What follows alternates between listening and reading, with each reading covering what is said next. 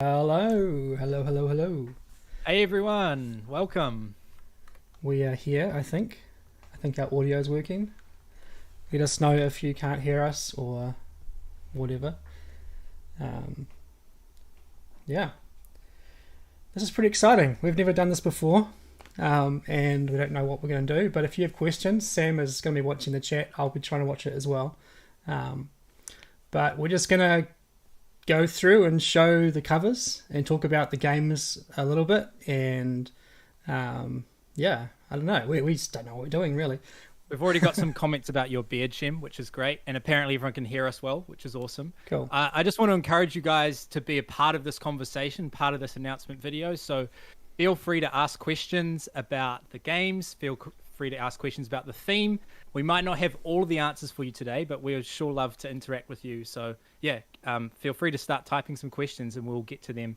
If we don't get to them straight away, just type them again because we might have lost them in the chat. It's seriously so awesome to see so many of you here hanging out with us. Yeah. It's really a privilege. So we've got a lot on at the moment. It's been a pretty busy year for us, I guess. Obviously with City of Crowns earlier in the year, Works of Wonder. Now we've got Chaos Order and the first second edition on Kickstarter right now. So go check that out if you haven't already. We've got Viscount's expansions coming early next year. The first South game.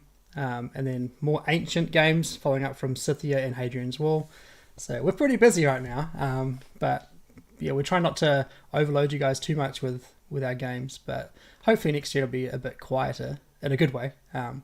So you're not stretching your wallets too far because we don't want that to happen either. So we just want to make cool games, but we get a bit excited and try and push them out too fast sometimes. That's mainly Sam, isn't it? That's Sam. Oh, this is my full-time job, loving working on games. And yeah, I just really want people to play them and enjoy them as I do. So there's a little bit of pressure to get them out. But yeah, we don't want to take all of your money. We know that meme is really popular. The giving, what is it? Like the Futurama meme about counting out all the money. Yeah. Yeah, no, it's not what we're about. So we do have, Chaos Order and First Light Second Edition are on TTS at the moment, so you can play them straight away. We have got the first two South games on there in their prototype form, and we're going to be opening up playtesting for the first one pretty soon, I think. So Sam will be scheduling some playtests for that at different time zones for, wherever you are in the world to fit. So if you want to be involved in playtesting the South games, make sure you go to our Discord server, and it's a lot of fun. All right. If anyone can post a link, the invite to our Discord server in the chat, that'd be awesome. Because there might be people in here that aren't part of the Discord server that would like to be. So if someone could do that, you'll find the link on our website. That's right. I usually jump on there and just right click on the image and copy link. Yeah. We have not announced it yet. No. There's so many comments flying in. I'm probably ignoring most of them.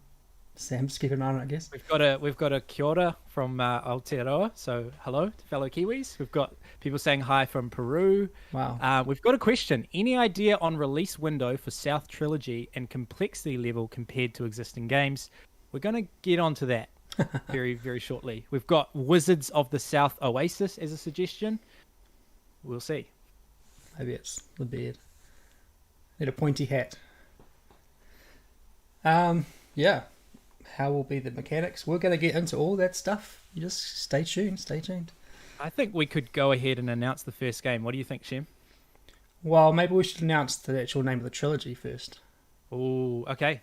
So we had a lot of thoughts with this one. Most people jump straight to South Sands as the trilogy name. But as much as I love alliteration for a lot of things, especially our expansions, I didn't quite like that alliteration.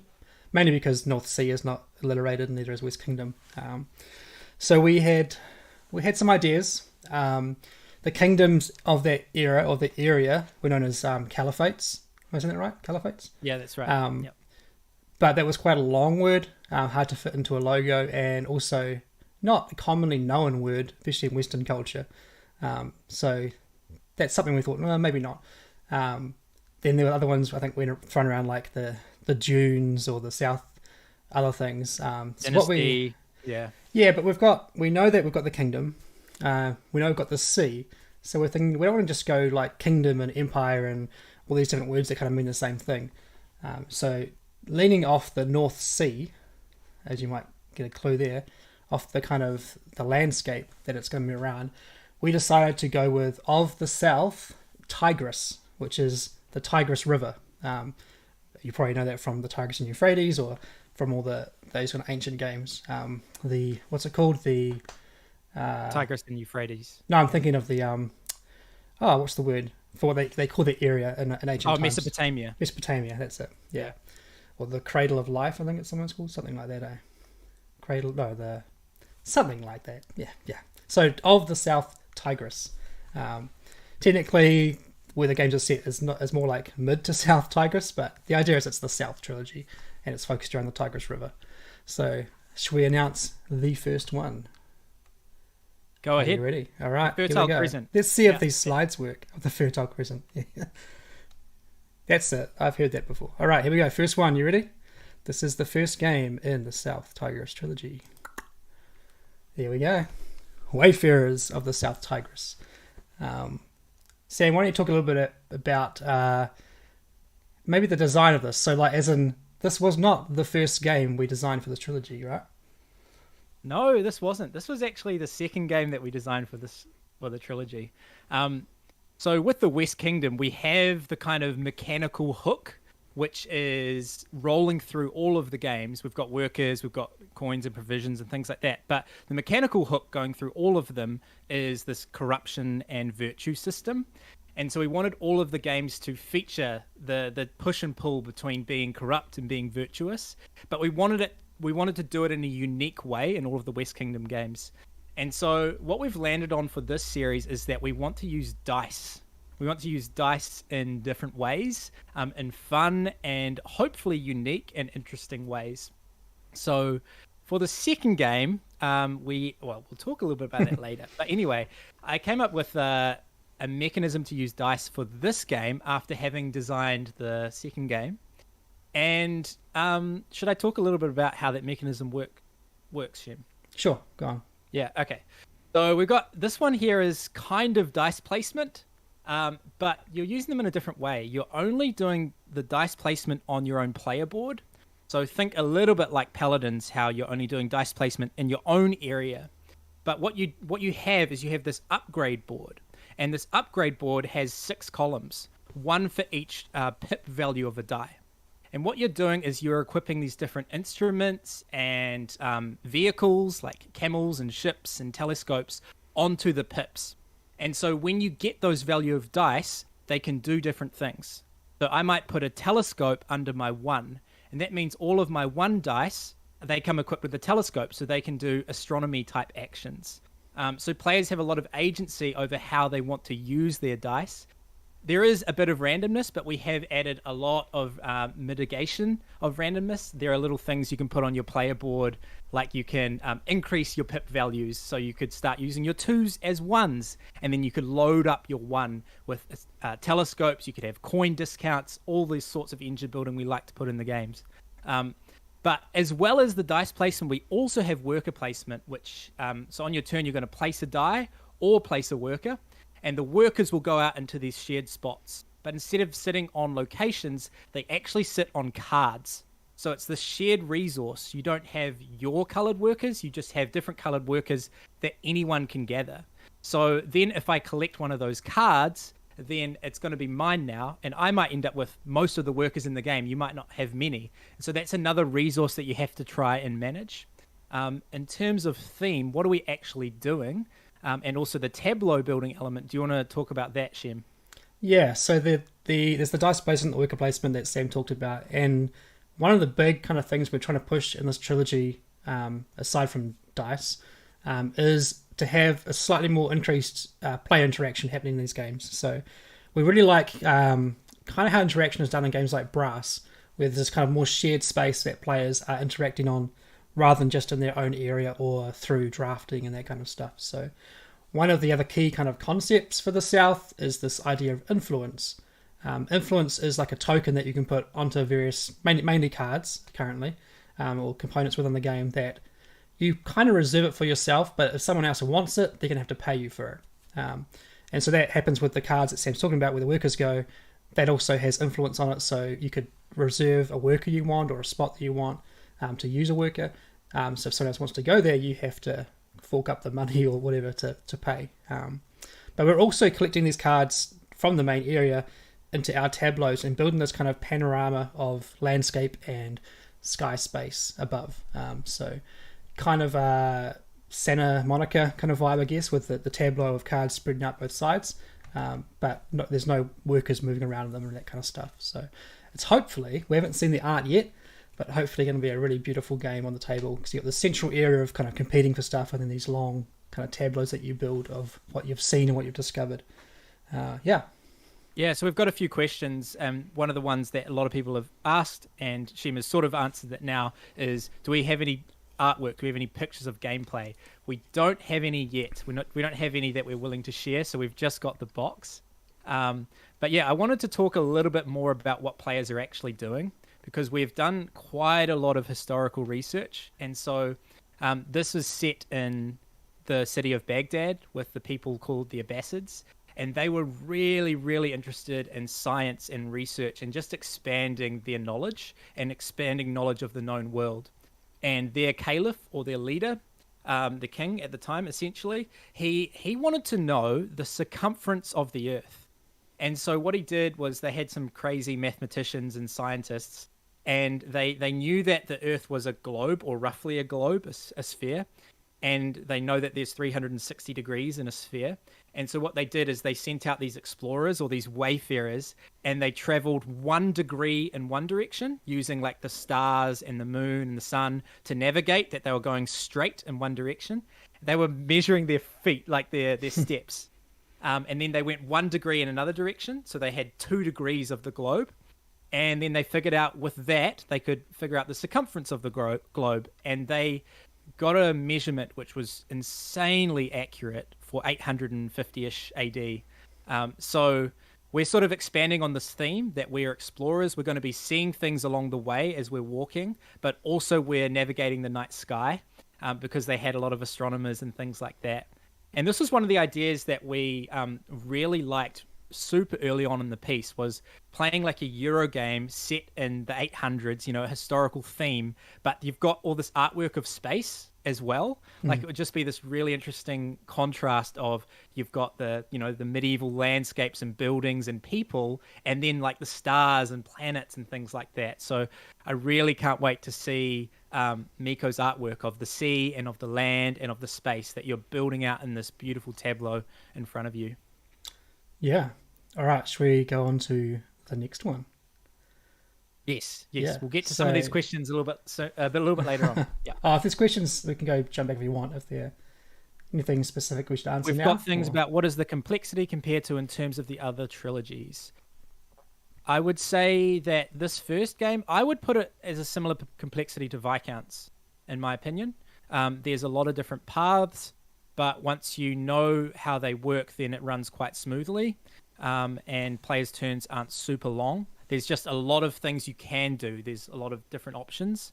But yeah, not quite as heavy. I wouldn't say this game is as heavy as Paladins in terms of like AP. And definitely not as heavy as this game. There we go. There's the second one. So this is Scholars of the South Tigris. And this was the first game that we actually designed for this trilogy. And this is kind of the one I think that sparked the theme, and Sam went out and bought a bunch of books to read to really study up about this whole time period. So this is set during a thing called the Translation Movement, where the caliph of the time sent out all these scholars to go out and retrieve scrolls and manuscripts from China and India and Greece and everywhere else, and bring back all this wisdom and knowledge back to the House of Wisdom, which we haven't talked about yet, but Sam could probably talk about that a bit more.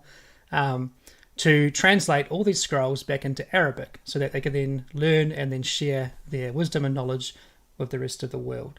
Do you want to talk a bit more about the theme, Sam? So it's the thing you have probably studied heaps on over the last couple of years. Yeah.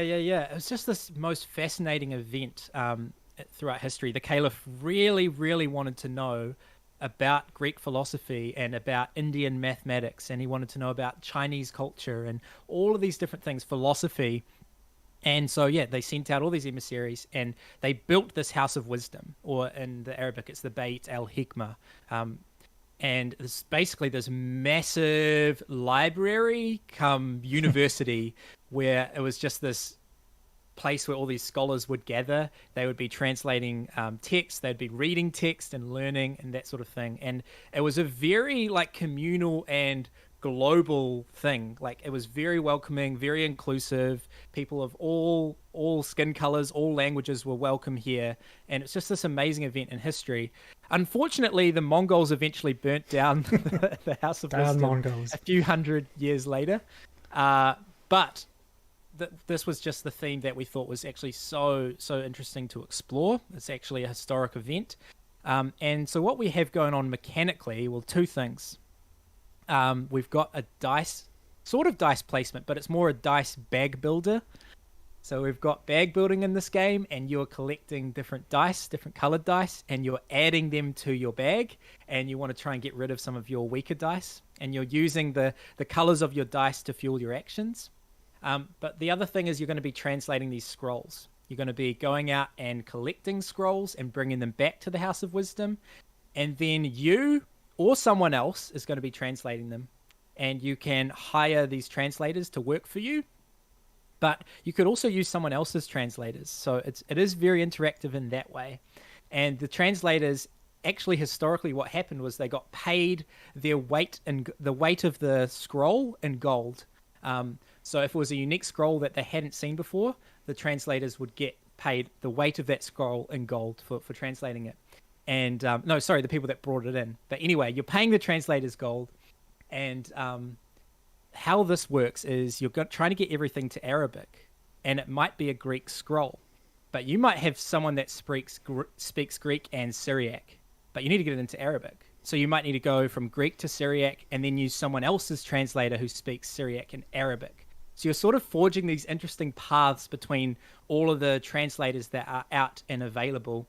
And you can go out there and see the gaps in the chain and hire the people that others are going to want to use. Or you can just hire your own people and translate your own scrolls.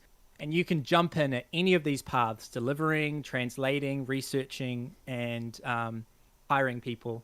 And so it's another super sandboxy game. We think it's like really crunchy and fun. It's a little bit like Paladins, but you've got the bag building element. Yeah, it's definitely a heavier game. Probably more akin to Paladins, I think, which is one of the reasons we thought this game... There's two reasons. This game was now the second game, even though it was designed first. The first reason would have been because while the first two games kind of happened at the same time, there was some crossover there historically. The Scholars is a bit more after the Wayfarers, kind of, when it started at least. So that was one idea, but the main reason that we switched the order of the two games around was mainly because of the depth of the game. Wayfarers is a bit more approachable. There's more things in that game mechanically that maybe people will be more familiar with. So the teach won't be as hard, and to play it will feel a bit more natural. Whereas Scholars is its own beast, and it's quite unique. It's kind of hard to compare it to other games. You can compare parts of it, of course, mechanically, but the experience and what you do in the game is quite different. So we thought, well, we'll give people Wayfarers first, and then they'll learn things like, they'll learn about the influence mechanisms. There's these guilds in the House of Wisdom that you can kind of gain your influence in as well. So that's in both games currently, or is. So that'll kind of teach you in Wayfarers those little mechanisms, so when you play Scholars, hopefully the teach isn't such a big jump up for you. But it's a very crunchy game. Wayfarers, we quite often will play, we can play a few games back to back quite easily. My brain might start to fry towards the second or third game, but Scholars playing back to back, I think my brain would probably give up. It's pretty intense. Interestingly, though, like these games are both the same length, in my opinion. So even though Scholars is heavier and maybe has a little bit more depth, they are about the same length. So we're trying to make sure that Scholars doesn't go on quite as long as a 4-player game of Paladins does. So we've got all of that feedback that you've given us in mind. So we want to still have the same level of crunch and satisfaction in slightly less time. Obviously, the first time you're playing it, it's going to take a while, but once you get to know it, it can be quite breezy. I want to jump in and talk about some of these comments. Yeah. Turnip Van Dyke has said this. Yes. One of the things I've been reading about in my PhD program is this re-accessing of classical Mediterranean thought in Baghdad. Super cool to see this in a game. That's awesome. And then we've got comment of the day from Tony Gleason. Sorry, Single Meeple. Baghdad building. Baghdad building. It's hilarious. Okay. Any other comments there, Shem, that you wanted to? Someone just to say, well, they all have solo modes. Like, yes, for sure. Yes. I'm currently thrashing Wayfarer's solo at the moment. It's so nice to be able to say the names. Like, for the last how many months in our Discord server, we've been saying South 1, South 2. So it's nice to say the names finally. But yeah, they'll definitely have solo modes. Currently, the first two games, I'm trying to create a similar system for the two, which uses kind of a rondel type mechanism for how the AI focuses, and only 6 cards. So only 6 scheme cards and a board with a rondel for both games. And I'll try and do the same for the third game, I guess. But trying to do just a very simple AI that clearly interacts like how a player might. So yeah, definitely. Any asymmetrical player powers in the South Trilogy? Love them in First Light. Thank you. No, not at this stage. There might be a little bit of asymmetry in starting conditions, like starting heroes similar to Viscounts. That's so we've in Scholars, got that. Yeah. But in Scholars. But we've got a lot of emergent asymmetry in these games. So Scholars, there's like research tracks, kind of like Gaia Project, where you're going to be going up all these different research tracks. So it's going to feel like you're very different from your player to your left and your right by the end of the game. And Wayfarers has also got a ton of emergent asymmetry based on how you're building your dice board and how you're hiring your townsfolk and how you're building your tableau. So we've done that by having basically every card in Wayfarers is unique. Nearly every card in Wayfarers is unique. There's over 130 or 140 cards. So by the end of the game, your engine is going to be so different from the other players. Nice. People are wanting to know about the timelines for these games. Oh, the release timelines? Yeah. Yeah, so we're going to try and stick to the same as we've done in the past, where it's basically one game per year.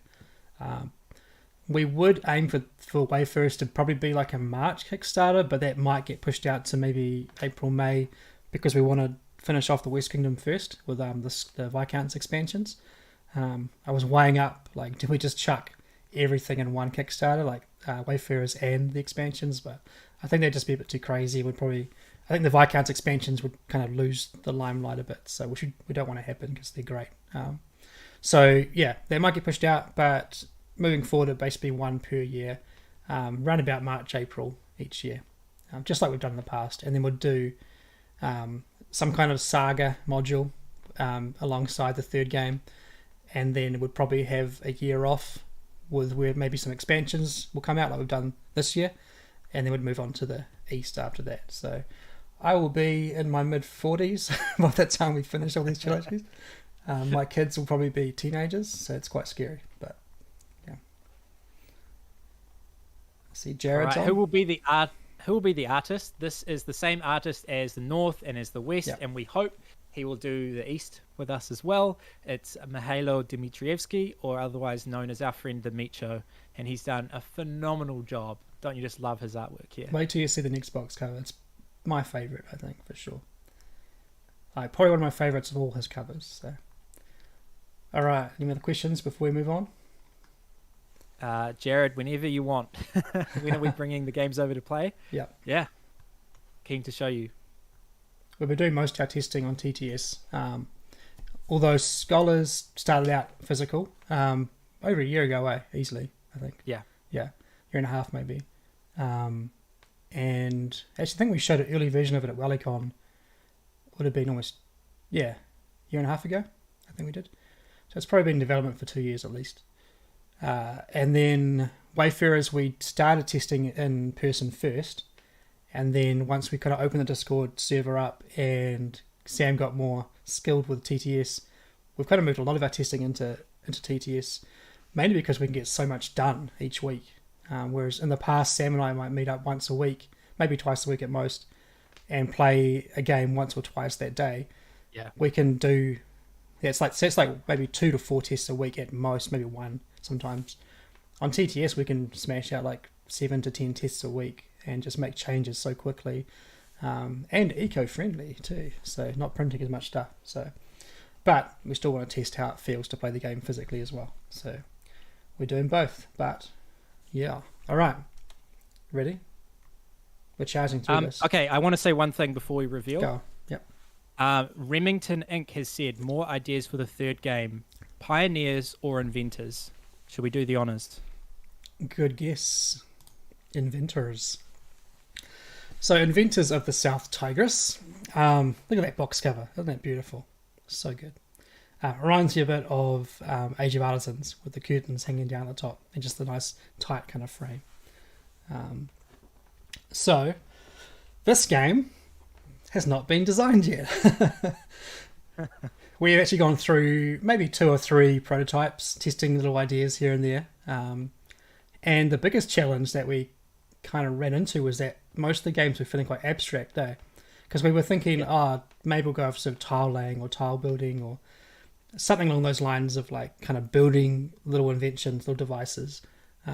And yeah, they were like, these are kind of nice little abstract puzzles, but they're not a meaty South Tigris game like we want it to be.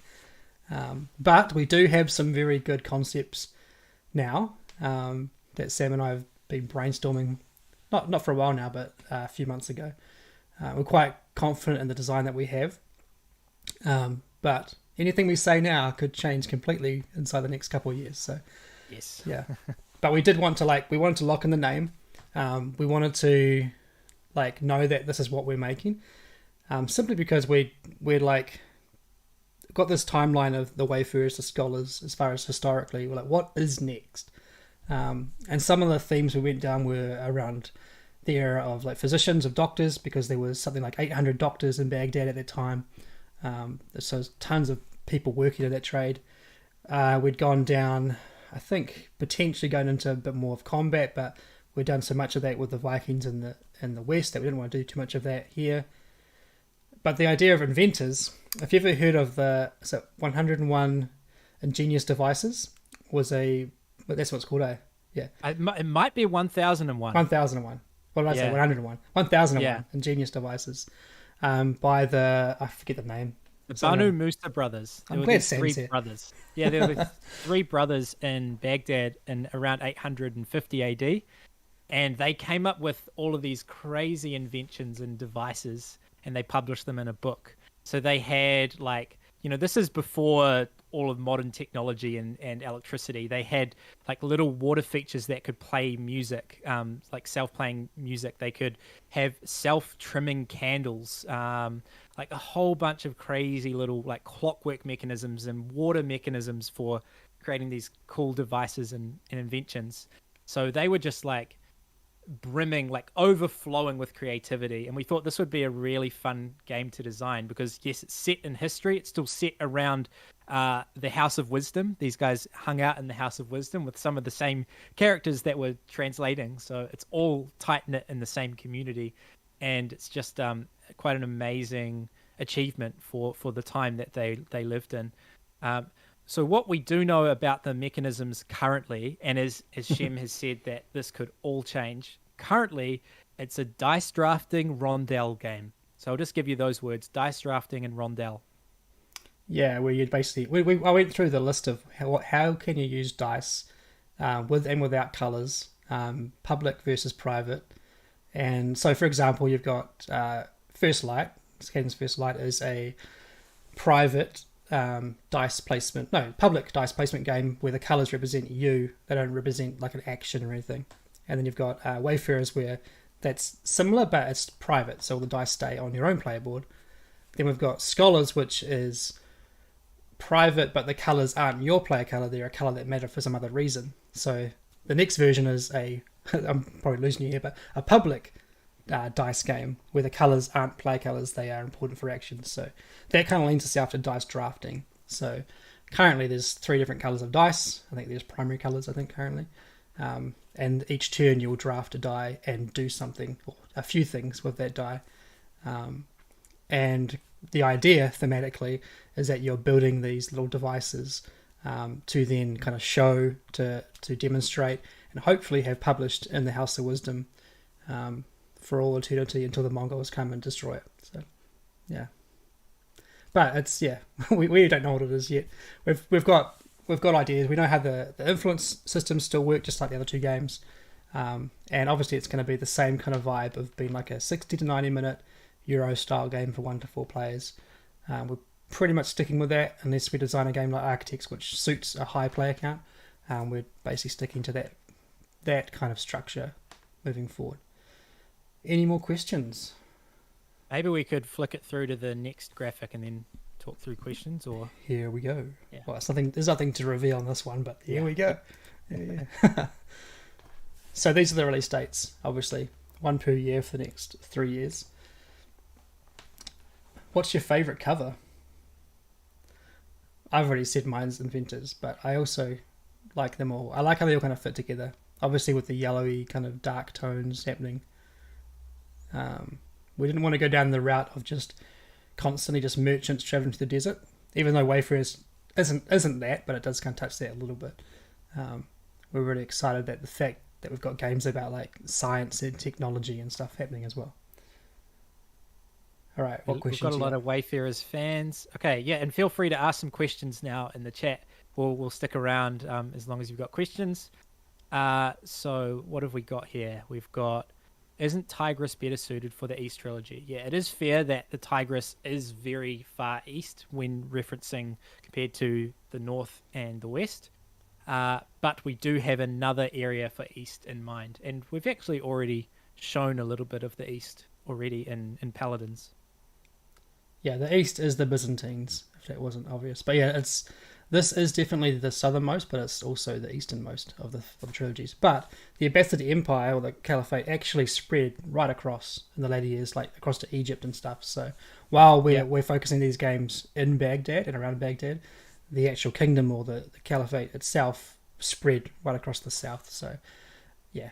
Like Morocco and Spain even, it was, yeah. We did actually, I did previously this year, I was considering calling it this one to be, like, say, Wayfarers of the Middle East, but then we had to come up with some other South civilization. And I did a bunch of research into other ones, but it just wasn't fitting right for, we want to go to Byzantium for the East, so, yeah. That was a long. So we've got, can we play Wayfarers soon from Kovray? Yes, I think you can. I think we're going to be putting it on TTS, at least for some playtesting, quite soon. So the place to go if you want to be first to test it out is our Discord server. Yeah. Remington has asked, what unused mechanism are you desperately wanting to try to fit in your designs but haven't been able yet? Shem. I still just love simple like set collection tile placement games, but they don't necessarily fit our brand too much. Obviously, Explorers kind of touched on that. So maybe one day. Sam is not much of a tile placement kind of guy. For all his skills and amazing abilities, Sam does not like spatial awareness games too much, where he has to sit there rotating a tile for ages. But no, maybe we'll see. That if it won't be in this trilogy, obviously. Well, who knows with Inventors, but probably not. Yeah. So, but that might. I will still probably design tile games in the future, but maybe not for this line of games. Yeah. My mechanism that I haven't used yet, which I would love to, is a closed economy of coins or of a certain resource.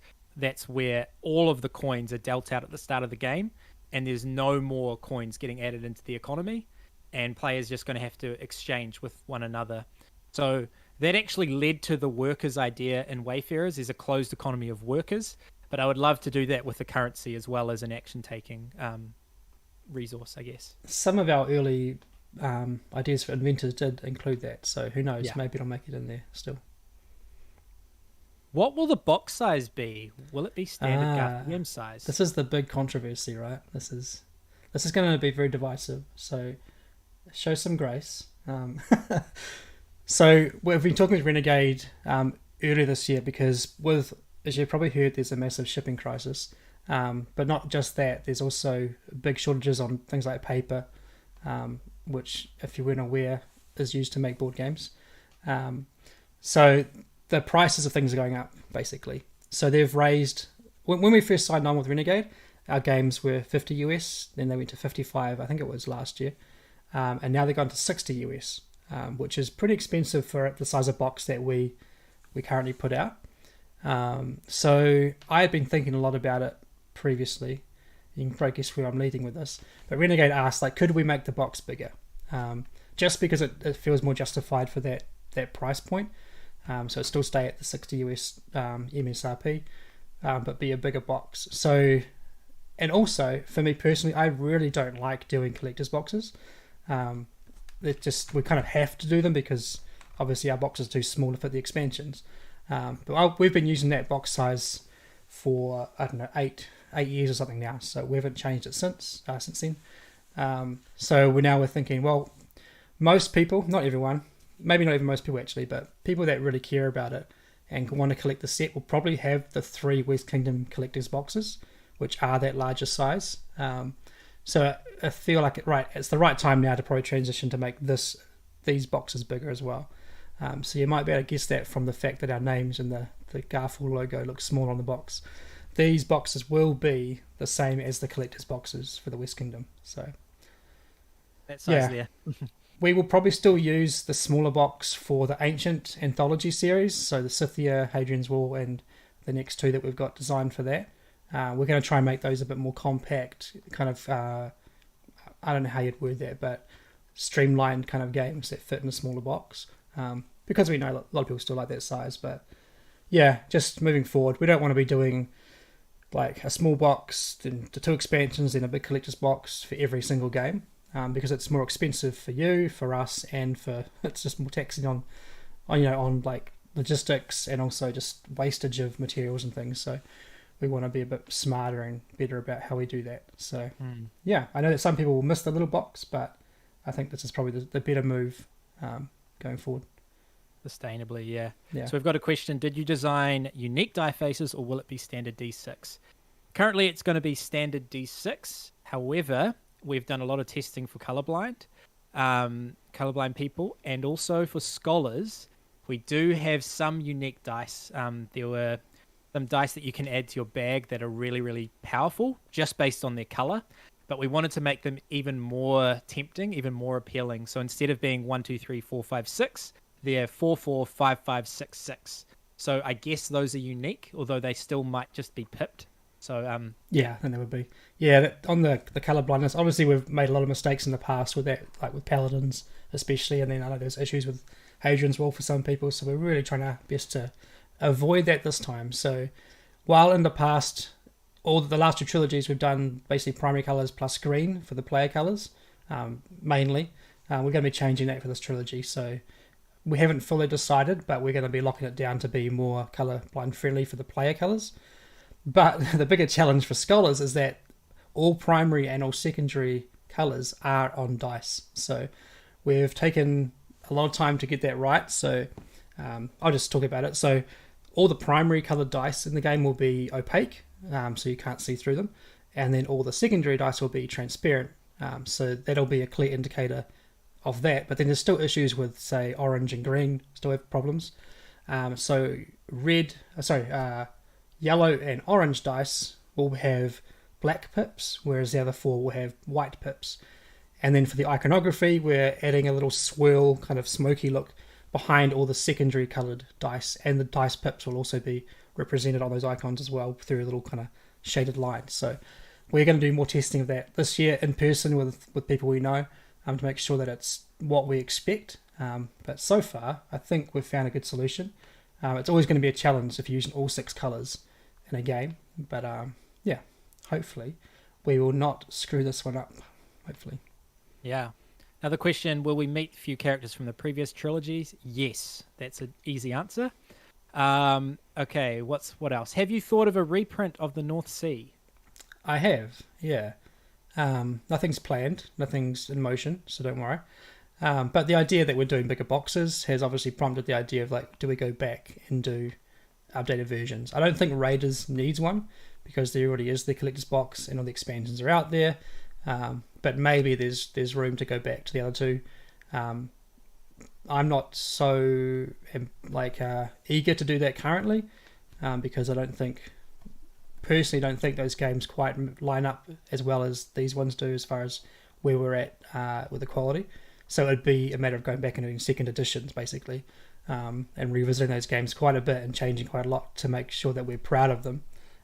So yeah, but maybe, who knows, maybe there'll be new versions of those of Shipwrights and Explorers in the future, but I wouldn't expect it within the next couple of years at least. Yeah, I don't think we'd do that at all for the West. I don't expect to go back and do big box versions, but if we did, it would be years and years from now, probably when I'm fully grey beard and a grandfather. I don't know. Doug's asked, is the East Kingdom boxes going to be predominantly green? Just a hunch. Yeah. If you play Paladins and you see the background color for the Byzantines, you will get that. Kind of like dark foresty greens, I guess. Yeah. Will there be more strategic roll and write games in the lines of Hadrian's Wall? You need to bother Bobby Hill about that. Bobby is working on a game which would kind of function as a follow-up, but it's still very early days. You go find Bobby and you hunt him down and ask him. So is the idea with the larger box sizes that the expected expansions will fit in them? I imagine you touched on that. Yes. Yeah. So our expansion boxes would be the same as they are, the same price point, the same size, and we haven't designed any expansions for these. We haven't even considered them at all, but we would definitely design the boxes to obviously try and fit them, which I don't think would be an issue, because with games like especially Paladins, if all that can fit in that box, then that these games aren't as component heavy, I don't think. That's fair. They're still got a big table presence, but Paladin's got so much inside that box. So that would be the extreme, I think, for us. Yeah.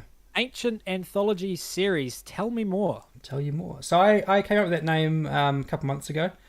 We wanted, in a Discord server, wanted to kind of categorize our games a bit more. We had kind of just other games as one category. And we have 2 more games already in the works for that. So we have Raiders of Scythia, which if you can see, this piece of artwork right here, that my brother illustrated, I don't know, maybe 6 or 7 years ago, that really inspired, and you can see I'm wearing the t-shirt of Scythia, matches, yeah. That kind of inspired me to do Scythia quite a bit. I really loved Sam's artwork with the different Sam, if you're confused. This is Sam McDonald, and this is brother Sam Phillips. That kind of inspired me to do this kind of, I wanted that, like the flowing hair, the cool armor and stuff, for Scythia. So he did that one, which I loved how he presented that game.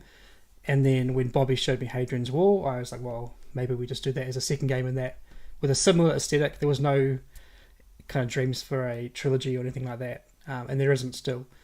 But with the third game that we're working on now, set in ancient China, the idea was like, well, we need a name for this kind of series. So Ancient Anthology has become the name for that series.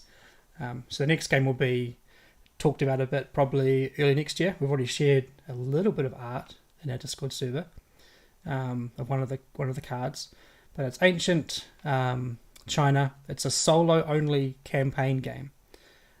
So the first time we've done anything like that, but it's pretty exciting. And then Sam and I are currently designing the 4th game, which we expect would be after Scholars, but who knows. So there'll be a line we continue. Basically anything pre the destruction of Rome would be considered ancient, so we could go anywhere. Yeah. Will there be metal coins for these games? Yes, there will be. Will they be in the box or will they be an add-on? We'll probably keep always do them as an add-on from now on. We had them in Raiders. There's only 32 in Raiders, whereas there's 50 usually, and West Kingdom at least there's 50. So as you can imagine, the price is almost double. Also, Raiders had far fewer components than any of the West Kingdom games, so the price point was already quite low. So adding the coins wasn't a huge increase. It was like an extra $2.50 maybe on top. So it was still expensive to make, but we could justify it. But for retail and stuff, this price point, if we were to add the coins, the game would end up being like 70 US or 75 US probably. So, and not everyone wants the metal coins, so they'll be like the West Kingdom. We'll just have a pack called the South Tigris metal coins, and offer them separately for around about 20 US. Are these planned to be crowdfunded, these games? Yes. Yeah. We have tried going away from Kickstarter. We did Age of Artisans as a pre-order. We did Hadrian's Wall and Scythia as pre-order. And you kind of want a bit more hype. It sounds, I don't like that word, but we want these games to get attention. We want these games to like catch your eye. And I think a lot of people missed the pre-orders. There's also what we kind of look as, it kind of looks a bit like the Xbox achievements kind of thing. People like looking at their Kickstarter profile and seeing that they backed a certain game. So for now, at least, I think people still like getting these through Kickstarter. Where that's the main reason that we're doing it. It's also just a really good marketing tool. So it's a great way to kind of launch a product and get people excited about it, and then 8 to 9 months later they get their game. So that might change. You might go to pre-order systems in the future, but for now, Kickstarter still makes sense for us as a business, so we'll keep doing that. But we'll keep doing like special promos and things for these games as they're released, just to give a bit more reason to back it as well. Yeah, it's awesome. We've got a question about co-op. Probably not. That was a nightmare. It was a heap of fun for the West Kingdom, but it's really a lot of work, and I would rather spend the time designing new games because it was really like as much time as it would take to design a game, than do that again. But we'll see. We'll probably try and do something a little different for each of the sagas, so we'll always have a way to play through the 3 games in the trilogy, and then we might add something extra to the saga. So we'll probably do something different, not co-op this time, but potentially we'll a solo campaign. Who knows? That's one of the ideas we've floated. Yeah, another idea that we've thrown it out there, but it'd be crazy, and I don't think it would work for this trilogy, but maybe for the East, would be like a game, some components you can add to like use the other games to make a 4th game. But who knows? That's just a pretty crazy idea. But yeah. I like how each trilogy might have a slightly different thing, its own little kind of special, unique part to the saga. We've had Remington ask, will you stick to wooden components? Wood is better than plastic. Yes, I agree. It mostly will be wood, right? Yeah. The castle was the rare thing, and the dice. Yeah, dice will be plastic for sure. You can't get transparent wood. It's still not available. But no, I think plastic dice just roll better anyway. Like wooden dice are fine for some Euro games, I think, when you're not doing too much rolling. Games like Grand Austria Hotel, that kind of stuff, they're fine, or Marco Polo. But yeah, there'll be what are they called, 10mm dice, I think, or 12mm dice. 12mm, yeah. So because in Scholars you can get a bag of like 20 or more dice potentially, yeah. So we can't have too many big 16mm dice in the game. Yeah, but I prefer wooden pieces in general. Yeah. So I feel like I've got to the end of the questions. I might have missed your one. So we'll just give you like half a minute to throw any more questions in while we kind of close out and say thank you so much for watching. Thanks for hanging out. This is the first time we've done something like this, and we were just blown away that we nearly had 300 people watching at one time. So that's crazy. It's crazy. We did not expect that. We're really excited about these games. We think that, well, the 2 that we've played a lot, we think that they're really cool. They're unique. They're going to offer a lot to gamers. There's a lot of familiar stuff, but also a lot of fresh things. And we hope that you'll enjoy them too. Stay tuned on the Garphill Twitter, Facebook, Instagram, but Discord is the place to be if you want to be helping us playtest and to get a sneak peek into these games for others. And just a final little plug as well. Where is he? There he is, Sam. I think one of the best games that Sam has designed is Chaos Order. So if you haven't checked out Circadian's Chaos Order, check that out. On the surface, it might appear to be a big dudes on the map style game, but it's actually a really cool strategic, heavy kind of Euro core at the game. So I've grown to really love the game. I don't like area control games generally, so check it out. It's really, really good. That's still live for another week and a half, I think, on Kickstarter if you're keen. And also First Light second edition's on there too, so you don't have to buy both, you can buy one. So if you missed out on First Light, or if you want to get the pretty new version, that's available as well. Any final questions? Thank you. Will there be sagas for the South and East? Yes, there will. I better say hi to my mother-in-law. Hi, it's good to see you on here. And thank you so much for your kind words. You guys are amazing. Thanks. You are what makes this such an enjoyable endeavor. We design games that we love, and you guys happen to enjoy them also. So we're really blessed by that. We really appreciate your support, and we're so glad that you enjoy playing the games that we've created. Cool. Thanks everyone for watching, and we'll be in touch. Bye. Thanks. Bye.